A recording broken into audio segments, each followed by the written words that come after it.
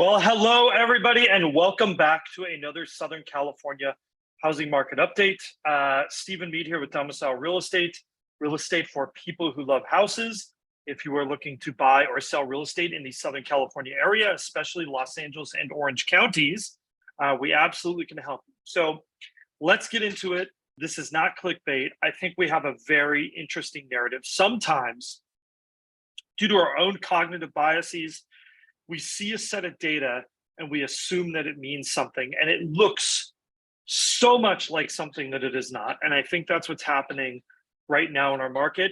I don't want to waste any time. I just want to jump into this because I think this might be one of the most important updates we've talked about for a long time. And we've got kind of a few things happening here that I think are important. So, all right, first things first.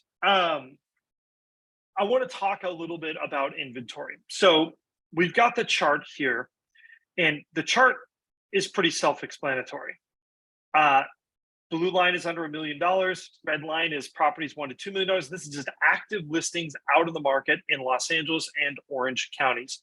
And if you look here, our listings are up versus where they were last year in both categories. But I want you to pay some attention over here. You'll notice a downslope starting over here, and that downslope actually looks fairly steep. And my prediction is that that downslope will be very steep. And there's a couple reasons for that I'm going to show you. This inventory, though, is a little bit of an illusion, and I'm going to share something anecdotal, which I normally don't like to do, but I think it's important. There's actually a key component in this case. So I was looking for a client here in Long Beach, looking for single family homes of a certain price range. Actually, a pretty broad search throughout Long Beach.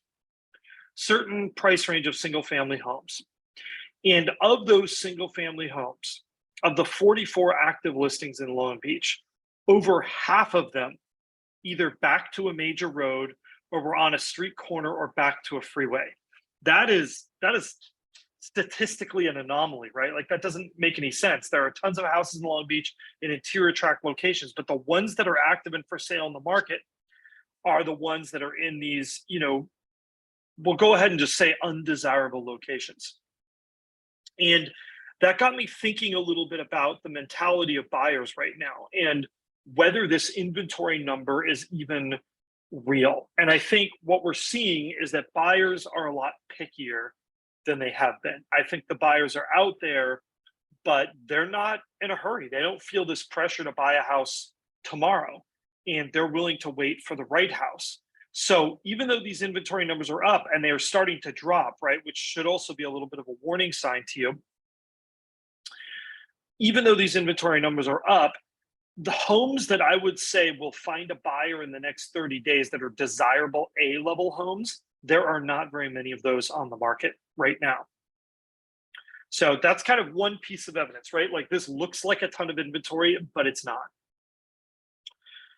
Now, here's the other news, and the reason why I think that those inventory numbers are going to drop sharply, and they're not going to be the gentle slope that we saw last year. This is new listings over the last 14 days, and I want you to look at this number versus where we were last year. This number is considerably lower than where we were last year, especially for this under 1 million category, next to nothing. And we're even down over here. I mean, this is a pretty significant drop. And our escrows, on the other hand, while they are also a drop, they kind of rebounded from that bottom there a little bit. They're fairly strong and constant. And what does that mean to our absorption rate? Just a reminder, this is reconciling supply versus demand. Look at what's happened to this absorption rate. That means that the rate that buyers are buying properties is almost, it's heading towards the level of the rate of new homes coming on the market. But we know that a lot of these new homes coming on the market are not homes that people want to buy, not homes that those buyers are out there. Now, if we look at our prices, and remember, pricing is a look into the past, right? Closed prices are what the market was doing, and we actually see little bumps in pricing across all three price categories, right? We kind of hit a bottom, and that makes sense, right? Because our sort of demand bottom was about, 45 days ago. So this is kind of a trailing result. Things bounced off a bottom. Now rates are starting to go up, and I think we'll have a discussion about that in a couple minutes. So if we look at our still active after 14 days on the market, this number has risen and held steady. So you have to start putting these pieces together, right? This says that the market is not very competitive and it's soft. But we looked at that absorption rate. This is a very solid absorption rate. This basically says people are buying houses almost as fast as they are coming on the market. And when I look at that and I reconcile that with this, what does this tell me? It tells me that there really is this world of homes, right, that people want, and that those homes are very competitive. So on one hand, you're going to see tons of price reductions if you look in the MLS, but those aren't any of the houses that you want if you're a buyer. And those homes need to be cheap enough, right? Now, if we look at our close to list percentage, look what happened. Things have kind of ended up right here in this high 99 percentile range.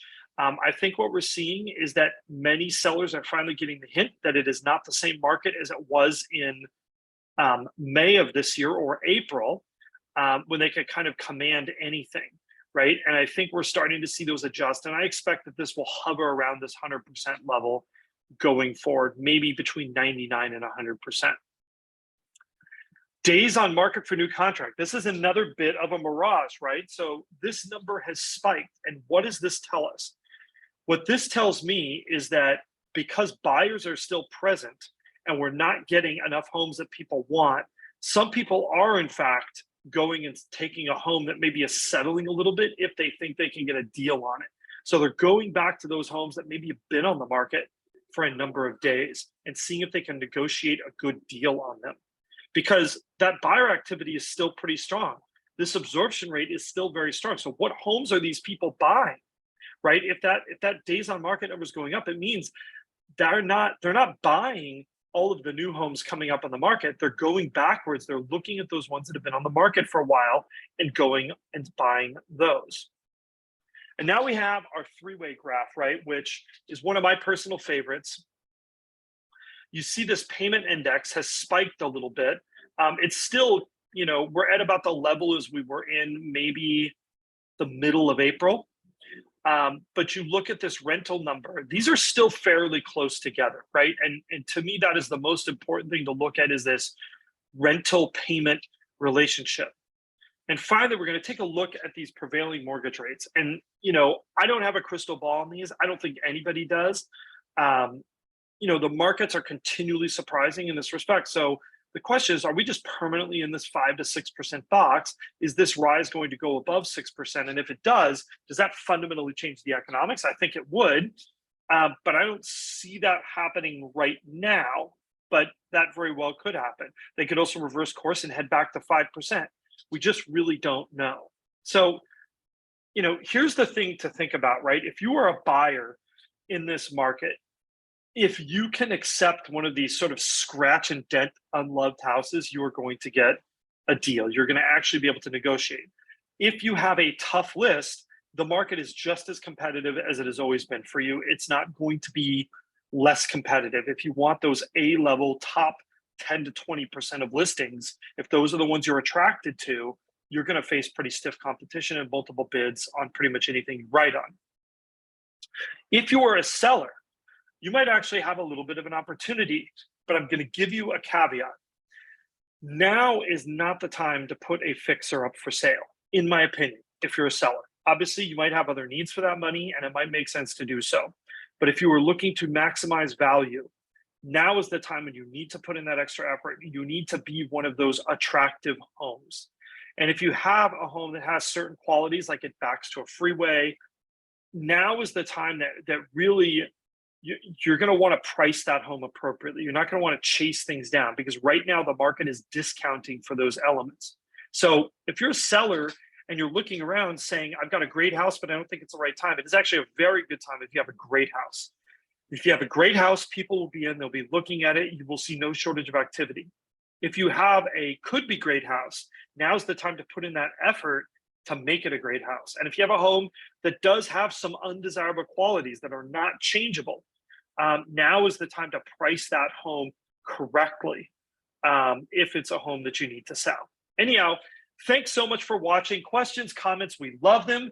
Do not forget to like, subscribe, and hit that notification bell. As always, if you are looking to buy or sell homes in Southern California, we would love to help you out with that. There is a link below for a 15-minute, no cost, no obligation consultation. We'd love to chat with you. We'll see you again real soon.